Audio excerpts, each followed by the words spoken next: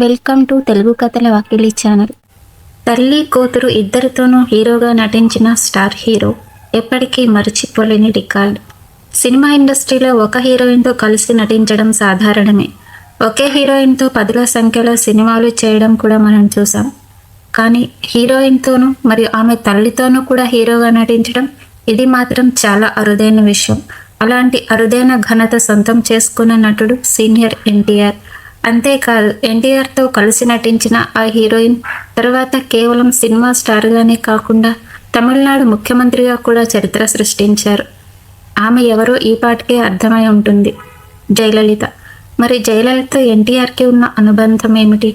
ఆమె తల్లి సంధ్యతో ఎన్టీఆర్ ఎప్పుడు నటించారు? ఈ తల్లి కూతురు ఇద్దరితో ఎన్టీఆర్కి ఉన్న సినిమా అనుబంధం ఎలా ఏర్పడింది?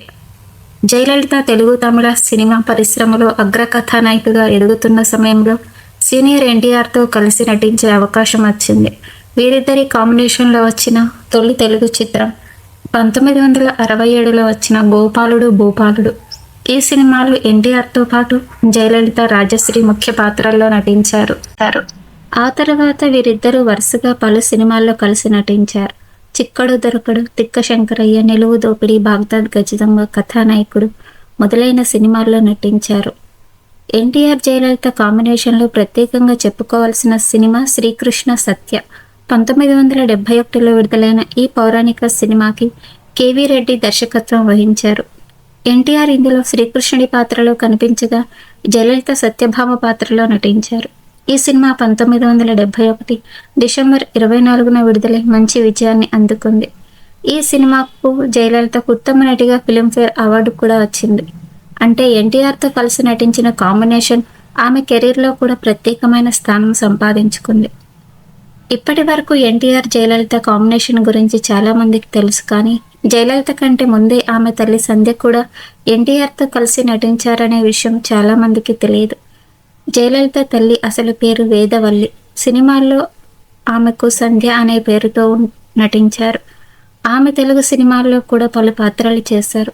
1956లో వచ్చిన తెనాలి రామకృష్ణ సినిమాలో సీనియర్ ఎన్టీఆర్ శ్రీకృష్ణ దేవరాయలుగా నటించారు. ఈ సినిమాలో సంధ్య కూడా తిరుమలాదేవి పాత్రలో కనిపించారు.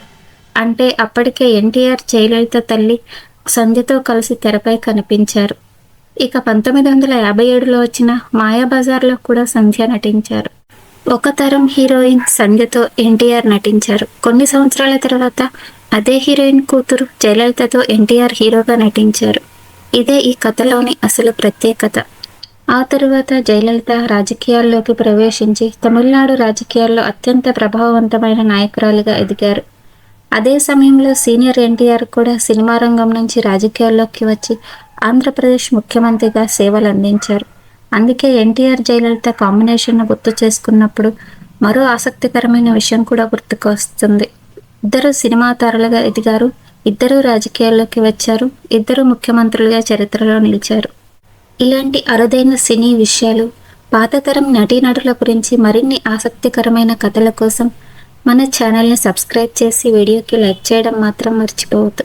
మరో ఆసక్తికరమైన కథతో మళ్ళీ కలుద్దాం. నమస్కారం.